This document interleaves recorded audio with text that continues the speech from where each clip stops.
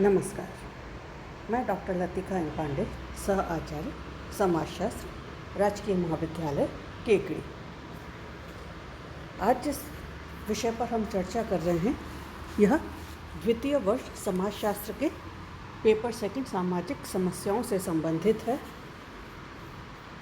विषय है आज का जनसंख्या वृद्धि, समस्या और नियंत्रण के उपाय। तो आज का जो वीडियो है उसमें हम जनसंख्या वृद्धि के कारणों की चर्चा हम करेंगे और यह जानने का प्रयास करेंगे पहले कि जनसंख्या वृद्धि हम किसे कहते हैं, जनसंख्या है क्या और किस आधार पर यह चल रही है। तो जनसंख्या वृद्धि हम कहें तो किसी भी क्षेत्र में लोगों की संख्या बढ़ने को कहा जा सकता है। पूरी दुनिया में मनुष्य की जनसंख्या हर साल लगभग 8.3 करोड़ या 1.1 की दर से बढ़ती जा रही है। वर्ष 1800 को पूरे विश्व की जनसंख्या लगभग 1 अरब थी, जो 2017 तक बढ़कर 7.6 अरब हो गई है। आगे भी इसकी संख्या में बढ़ाव की ही उम्मीद है और ये अंदाज़ा लगाया जा सकता है कि 2030 के मध्य तक ये आबादी 8.6 अरब हो जाएगी और 2050 तक 9.8 अरब तक की हो जाएगी। 2100 तक इसकी आबादी 11.2 अरब हो सकती है। यूनाइटेड नेशंस के अनुसार 1990 और 2010 के मध्य विश्व की जनसंख्या में 30% या 1.6 खरब मनुष्यों की वृद्धि हुई है। इस वृद्धि में सबसे आगे भारत और उसके बाद चीन है। तो आप देख सकते हैं कि विश्व के अंतर्गत जो जनसंख्या की स्थिति है वह किस प्रकार से बढ़ रही है, किस गति से बढ़ रही है। और जहाँ पर 8.3 करोड़ 1800 के अंतर्गत थी वह आज की तारीख में कितनी अधिक बढ़ गई है। और इसी गति से अगर यह जनसंख्या बढ़ती रही तो समस्याओं को यह उत्पन्न करेगी। और भारत में देखा जाए तो पिछले 1990 से 2010 की बात हम करें तो भारत में 35 करोड़ लोग बढ़ गए जनसंख्या के अंतर्गत। अब इतनी ही तीव्र गति से दूसरी सब चीज़ें बढ़ें तब तो यह दिक्कत नहीं हो, लेकिन अगर यह नहीं बढ़ पा रही है दूसरी सारी चीज़ें तो समाज के लिए यह एक खतरा पैदा करती हैं। भारत में सबसे पहली बार जनगणना 1891 में हुई और उसके बाद हर 10 वर्ष बाद पुनः की जाती है, अर्थात 1 दशक के बाद जनगणना हर साल हर 10 वर्षों के अंतराल में की जाती है, जिसके माध्यम से हम जनसंख्या वृद्धि की दर को ज्ञात कर सकते हैं, लिंग अनुपात को ज्ञात करते हैं, ग्रामीण और नगरीय क्षेत्रों में जनसंख्या किस आधार पर है, शिक्षक किस आधार पर बढ़ा है। तो बहुत सारी चीज़ें हैं जो हम इस जनगणना के माध्यम से ज्ञात करते हैं। लेकिन सबसे बड़ी चीज़ जो ज्ञात करते हैं वो है हर 10 वर्ष में जनसंख्या वृद्धि की जो दर है वह हमारे देश में क्या है। समाज को समृद्ध बनाने में किसी देश की जनसंख्या महत्वपूर्ण भूमिका निभाती है, जबकि समाज के सर्वांगीण विकास के लिए यह सबसे बड़ी चुनौती भी है यदि इसकी अनियंत्रित वृद्धि को सही रूप से उपयोग नहीं किया जाए। तो भारत के अंतर्गत देखें तो जनसंख्या वृद्धि बढ़ रही है, लेकिन इसको सही तरीके से जो ह्यूमन रिसोर्स कार्य में लिया जाना चाहिए, मानव अपने आप में एक संसाधन के रूप में है, उसको जिस तरीके से काम में लिया जाना चाहिए वह उस तरीके से अच्छे से काम में नहीं लिया जा रहा। और इसीलिए भारत में जनसंख्या वृद्धि को जनसंख्या को एक समस्या के रूप में देखा जा रहा है। जबकि चीन को देखें तो वहाँ पर नो डाउट जनसंख्या वृद्धि एक समस्या है, लेकिन फिर भी भारत की अपेक्षा अगर हम देखें तो चीन ने अपने यहाँ पर मानव या जनसंख्या जो है उसको एक अच्छे संसाधन के रूप में प्रयोग में लिया है। भारत जनसंख्या की दृष्टि से विश्व का दूसरा देश है और विश्व की कुल आबादी का 16.6% जनसंख्या का भाग जो है वह भारत में निवास करता है। जबकि भारत का क्षेत्रफल देखें संपूर्ण विश्व में तो वह मात्र 2.4% का है। तो क्षेत्रफल की दृष्टि से देखा जाए तो हमारे यहाँ पर जनसंख्या बहुत अधिक है। इसीलिए जनसंख्या का घनत्व भी देखा जाए तो हमारे यहाँ पर अन्य देशों की अपेक्षा सबसे अधिक दिखाई देता है। भारत की जनसंख्या में 1.93 की दर से वृद्धि हो रही है, जो दूसरे देशों की तुलना में बहुत अधिक मानी गई है। बढ़ती जनसंख्या पर नियंत्रण आवश्यक है, क्योंकि भारत अपने इस संसाधन का सही तरीके से उपयोग नहीं कर पा रहा। भारत में जो जनसंख्या बढ़ रही है, उन जनसंख्या वृद्धि के कारण क्या हैं? किन कारणों से भारत में इतनी तीव्र गति से जनसंख्या बढ़ रही है, इसको जानना भी हमें जरूरी है। तो सबसे पहले हम देखते हैं, जन्म दर जो है वह बढ़ी है और मृत्यु दर जो है भारत में वह घट गई है। जैसे जैसे साधनों का विकास हुआ तो चिकित्सा साधन भी बढ़े, सुविधाओं में वृद्धि हो गई, तो वहाँ पर हम देखें तो जो मृत्यु दर है वह कम हुई है। किसी भी देश के अंतर्गत उसकी जन्म दर और मृत्यु दर, ये दो चीज़ें हैं जो जनसंख्या को तय करती है। जहाँ पर मृत्यु दर ज़्यादा और जन्म दर कम होगी, जनसंख्या वृद्धि नेगेटिव में हो जाएगी या कम होगी बहुत। लेकिन जहाँ पर जन्म दर ज़्यादा होगी और मृत्यु दर कम हो जाएगी, वहाँ पर जनसंख्या बढ़ने की दर ज़्यादा देखी जाएगी। अगर सन 1921 के पूर्व जन्म दर और मृत्यु दर की बात करें तो दोनों समान होने के कारण जो जनसंख्या थी वह नियंत्रित रहती थी। लेकिन 1931 के दशक में मृत्यु दर कम होने प्रारंभ हुई और उसके कारण से जनसंख्या बढ़ती हुई दिखाई देती है हमें। उच्च जन्म दर के अगर हम कारणों की बात करें तो भारत की जो जलवायु है वह गर्म जलवायु मानी गई है और इस गर्म जलवायु के अंतर्गत जो परिपक्वता है वह बहुत अधिक जल्दी आ जाती है। जल्दी परिपक्व होने के कारण यहाँ पर जो प्रजनन की आयु है वह बहुत लंबी है। यहाँ पर 16 से मानी गई है 42 वर्ष तक, 45 वर्ष तक भी हम देखते हैं तो यह प्रजनन की आयु मानी गई है। तो यह बहुत अधिक लंबी है, तो इस कारण से जन्म दर या जन्म देने की जो उम्र है वह बहुत अधिक लंबी समय तक चलती है। उसके बाद मैंने आपको बताया चिकित्सा सुविधाएं हैं, उसमें बढ़ोतरी हो गई है। इस कारण भी जो जन्म दर है वह बढ़ी है और मृत्यु दर के अंतर्गत कमी देखी जा सकती है। उसके बाद हम देखें अवैध प्रवास, दूसरे देशों से भारत के अंतर्गत लोग आकर के रह रहे हैं। बांग्लादेशियों की समस्या भारत के अंतर्गत देखें, या रिफ्यूजी की जो म्यांमार से भी आ रहे हैं उनकी समस्या है। भारत और पाकिस्तान का जब दो टुकड़े हुए भारत और पाकिस्तान, तो पाकिस्तान से बहुत सारे लोग भारत में रहने के लिए आए। जो पाकिस्तान का इलाके में रह रहे थे, जो क्षेत्र पाकिस्तान में चले गए, वहाँ से बहुत सारे लोग भारत में रहने के लिए आए।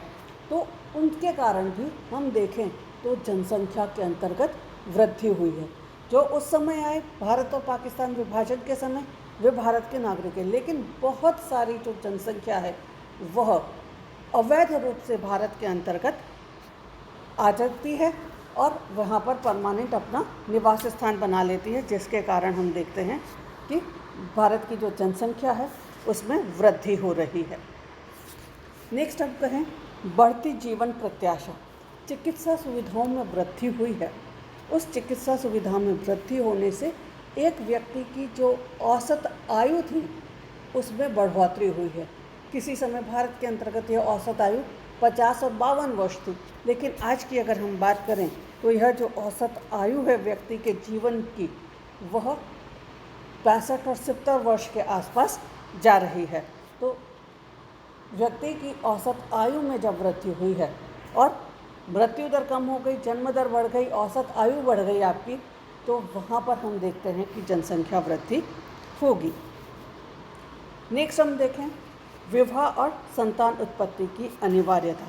भारत के अंतर्गत अगर हम बात करें तो विवाह को एक अनिवार्य संस्कार के रूप में स्वीकार किया गया, क्योंकि धार्मिक कृत्यों की पूर्ति बिना विवाह संस्कार के संभव नहीं है। तो विवाह अनिवार्य है, और विवाह अनिवार्य होने के साथ साथ यहाँ पर पुत्र प्राप्ति को भी बहुत अधिक महत्व दिया गया है। संतान उत्पत्ति अनिवार्य और संतान में भी पुत्र प्राप्ति जो है वह बहुत अधिक महत्व दिया गया है, क्योंकि वही आपको स्वर्ग की प्राप्ति करा सकता है, ऐसा हमारी धार्मिक जो आधार है उसके आधार पर माना जाता है। तो विवाह की अनिवार्यता है, संतान उत्पत्ति की अनिवार्यता है, और उसमें पुत्र प्राप्ति को अधिक महत्व है। जिस व्यक्ति के पुत्र नहीं है तो लड़कियां हो रही है तो लड़के की चाह में और अधिक संतान जो है वहाँ पर उत्पन्न हो जाती हैं, और इस कारण से हम देख रहे हैं कि यह भी एक जनसंख्या वृद्धि का कारण है। उसके बाद हम कहते हैं अशिक्षा और अज्ञानता। अशिक्षा जो है वह जन्म दर को उच्च बढ़ाता है या ऊंचा करने में सहयोगी। लोगों को जानकारी ही नहीं है कि इसके दुष्परिणाम क्या होंगे, या वे किस तरीके से अपनी संतान का लालन पालन करने में सक्षम हो पाएंगे, इसके बारे में उनको जानकारी नहीं है। और सरकारी जो नीतियां हैं या जो परिवार नियोजन के साधन हैं, उन साधनों के बारे में उनको पूरी जानकारी नहीं है। अज्ञानता के साथ में वह जी रहे हैं, और एक ये धार्मिक भावना बनी हुई है कि बच्चे तो भगवान की देन है, जिन्होंने मुँह दिया है वो भोजन भी देंगे, जिन्होंने इसको पैदा किया वो ईश्वर उसके लिए भोजन की भी व्यवस्था करेगा। ये जो हमारे यहाँ पर कंसेप्ट है अंधविश्वासों का, उसके साथ में यह जुड़ी हुई धारणाएं देखी हैं। तो वहाँ पर हम कहते हैं अशिक्षा है, अज्ञानता है और अंधविश्वास को बहुत अधिक महत्व है। उस कारण से भी यहाँ पर जनसंख्या वृद्धि देखी जा सकती है। उसके बाद हम कहते हैं बाल विवाह। यहाँ पर विवाह की आयु कानूनन रूप से लड़कियों के लिए 18 और लड़कों के लिए 21 वर्ष तय की गई है, लेकिन व्यवहारिक रूप में देखें तो आज भी यहाँ पर बाल विवाह की प्रथा प्रचलित है। और बाल विवाह की प्रथा जब प्रचलित है तो हमने कहा कि भारत के अंतर्गत जो जलवायु है वह गर्म जलवायु है।